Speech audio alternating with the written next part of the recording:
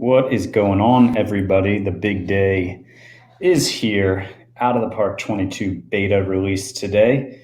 I've gone through the beta for about 5 minutes, maybe 10 minutes, and I figured I'd put together a video of kind of going through some of the new stuff and basically figuring it out here in the video and taking a look at it. Certainly don't have a deep understanding of some of the new features yet, but all those videos will come. If you are new here, go ahead, subscribe, hit that bell thing or whatever it is if you want to be notified when I put out videos.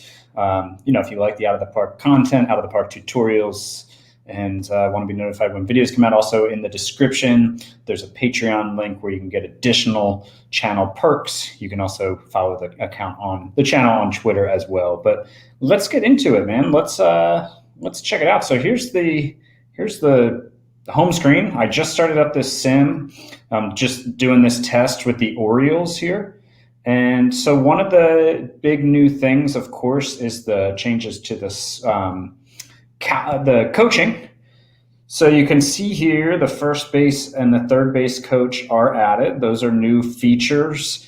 And that's not the only thing, though. As you can see, there's a whole new tab here of staff roles.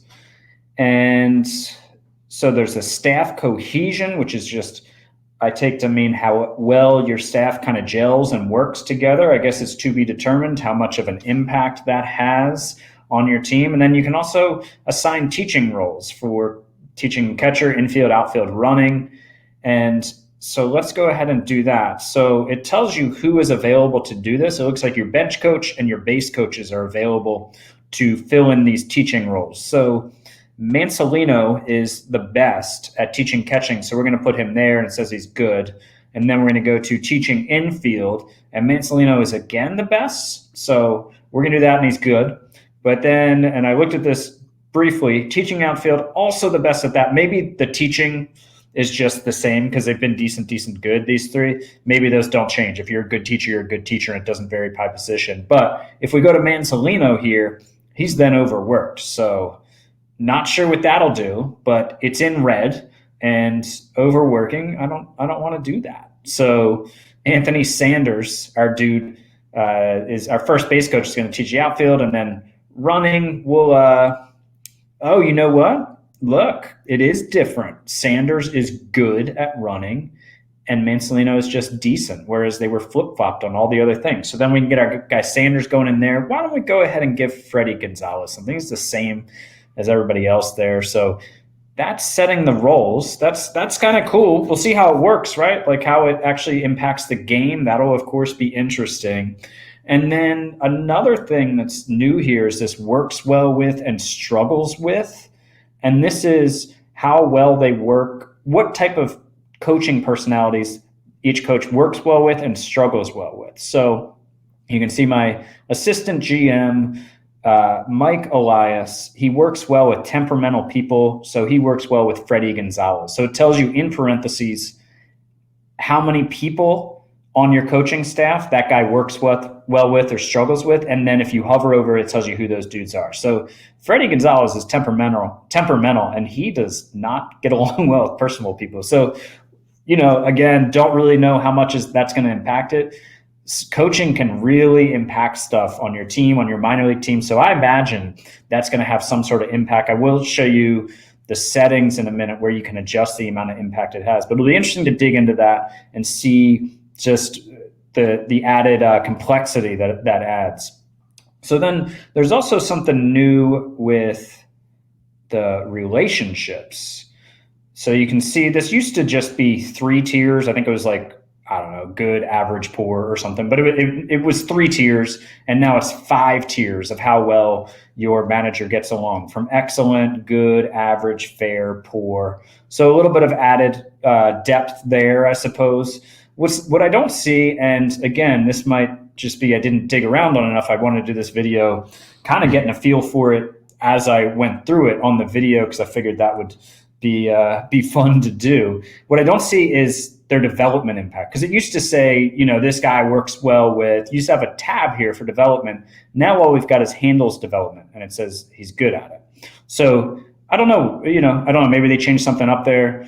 or maybe I'm just missing it because I'm messing around with the beta and don't know where everything is. So another cool thing is that you can offer contracts to other coaches on other teams, which I think is super cool because it was frustrating sometimes. Like, say you wanted a new pitching coach and there were no good pitching coaches out there as free agents in the offseason, but there was some excellent AAA pitching coach on some team, and it's like, come on, this guy would want to come work for me in the majors probably. So I think this is a cool new feature. So let's just go to like the White Sox coaching staff. We're going to go to their personnel. Now, I don't think you're going to be able to hire people away when the game begins from what I've seen. I'll show you what I mean. So if I want, hey, Wes Helms, I'd like to offer you a contract. He said, I just started with the team. I'm not looking to change teams quite yet. So he won't even come be manager from the AAA Charlotte Knights to the Major League Baltimore Orioles because he's too new. I think that's because the game considers everybody new to their team as of 2021 because this is the beginning of the sim. So what I'm guessing is, again, just guessing, so even I get the same answer from him, is that as you get into your sim, guys will be more interested in promotions. But since this is day one, in some ways this is day one as the Charlotte Knights manager for Wes Helms. So, he just got his family there. He just got settled. His kids just are enrolled in school. So he's not looking to move to Baltimore right now. So I think it'll be interesting to see if in year 2, if that changes. Because even let's go all the way down and just do something absurd like, hey, A-ball pitching coach, how do you feel about coming to Baltimore? He's not looking for a new job. Oh, I'm sorry. Didn't realize you didn't want to come to Baltimore, sir, to be in the major leagues. And there are still rookie ball teams here, and then the A, high A, double A, triple A. There, of course, is no low A. There's the rookie ball and then the 4 minor league teams. And so that's restructured. And then, like I said, you can do some of the coach stuff in the settings. I don't know yet what all this changes or how much this changes. Oh, let's get these star values right. Yeah, there we go. 20 to 80 scale all the way. So here's the coach settings. So you can use the coach system, right? Checkbox, self-explanatory.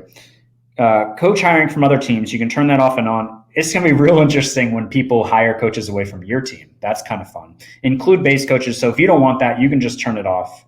And the coach cohesion impact looks like you can, decide for yourself how much you want to have the impact. Now, it's set to normal. I don't know what normal does at this point. Nobody does really, except people who made the game, right? So it'll be interesting to see what people find with what setting works for them, and how we all have different preferences for settings. So it'll be interesting to find another setting. So now I want to look at the 3D ballpark. So I'm gonna no thanks. I'm not gonna do this right now. So I knew that this was going to take a minute to load by me setting it up this way.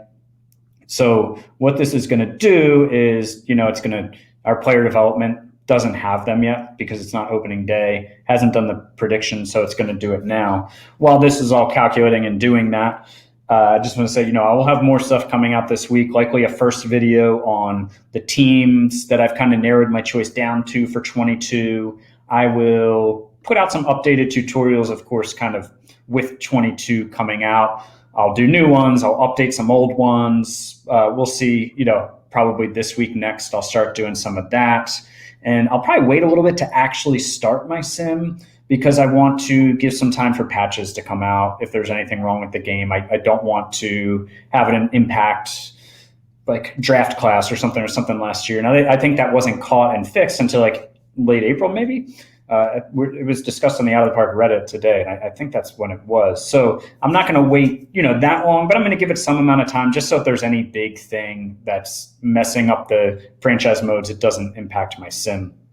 I'm not going to wait too long. I'm sure the game is, of course it's great, but I just want to kind of give that breathing room. But in the meantime, I'll be putting out stuff like this first look, and I'll be looking deeper into the new stuff, and I'll do stuff about what teams I'm considering, and updating tutorials, of course, as always. So now we're generating the MLB predictions, and this is going to give us like our farm system and how our team is and the top 10 hitters and top 10 pitchers, I'd assume.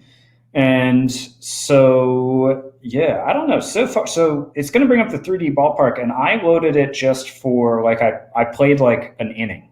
before I did this just to see what it would look like. And I was really impressed, man. Like, I play the game more for like the strategy and management part, not as much the in-game stuff.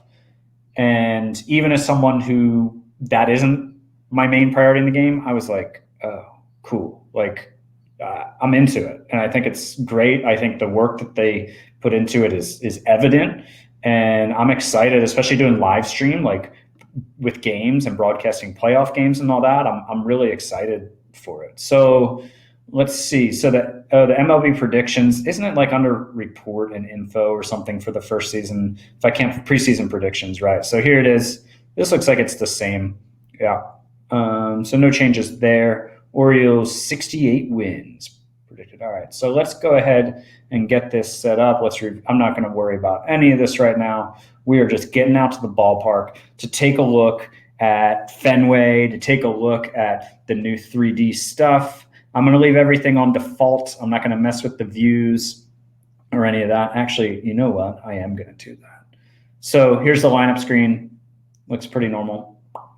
And the one thing that I didn't show you that's new, another thing, is some of the game strategy has more options this year. Like you can switch back and forth between, instead of just being able to control shifts, you can do infield shifts, outfield shift depth, I think, or frequency. Haven't dug into that too much yet, but that's also other things you can do on the team strategy page. All right, so let's go ahead and put this full screen here. This is a very zoomed in view. Don't mind it, but it's just, you can control how big these tabs are over the player, the labels. So I'll probably change that at some point, but let's just get a feel. I mean, this looks awesome. I think this looks a million times better than previous versions out of the park. Like, I mean, you can see the stands up here above the monster. So let's just let Austin Hayes here against former Oriole prospect Eduardo Rodriguez. Let's just let him swing away and see how it looks. I'm hoping that recording this and all that stuff running won't affect it, but it's not always totally smooth when recording, streaming, etc. So let's see it here. I'm going to pull up the screen that you guys will see to see how it goes. Okay, so it's a little choppy on your end. That's more something that happens. Maybe it's a machine thing, but most people always see stream or record out of the park. It can be a little choppy. I can tell you on my end, and when you play, it's you don't have that choppiness. It's very smooth. And you've also got, that's deep. Is that gone? That's a home run. I don't even know who was up there. Was that Mountcastle? Oh, Urias. Okay, cool. Batting second, DHing, Ramon Urias. Okay, so that dynamic camera is cool. It just kind of switches like with the action, which is definitely an improvement. So now here's Mountcastle, and he's down on strikes. So I'd like to see another ball in play here. Here's Valleca. All right, I mean, it's not going to come through. The smoothness for you guys is not going to come through on the recording, but I mean, the graphics are clearly better. The stadiums look way better. The dynamic camera angle is cool. I'm looking forward to getting into this more and, tweaking it, figuring out the views that I like. That's pretty cool. So let's go ahead and just finish the entire game. Oh yeah, we're sure. So yeah, that's the first look at the Out of the Park 22 beta, which just came out, I don't know, a few hours ago. And I don't know. I like it. I like it so far. You can let me know if you guys have it. This game that we just submitted went 18 innings on opening day. That's amazing. Yeah. So the Orioles basically they have a day off, but neither team will have much of a bullpen. And cool. That's entertaining. So yeah. So let me know what you guys think. If you got the beta, let me know what you're thinking. Obviously, if I got stuff wrong as I was talking through it, let me know. And like I said, some of the stuff I just got to get a better feel for and figure out. But that's the first look. I like it. Even if it was the same game with updated rosters, I'd be excited to play it. And it's clearly more than that, so that's exciting. Talk to you guys next time. Subscribe if you want more videos, all that good stuff. And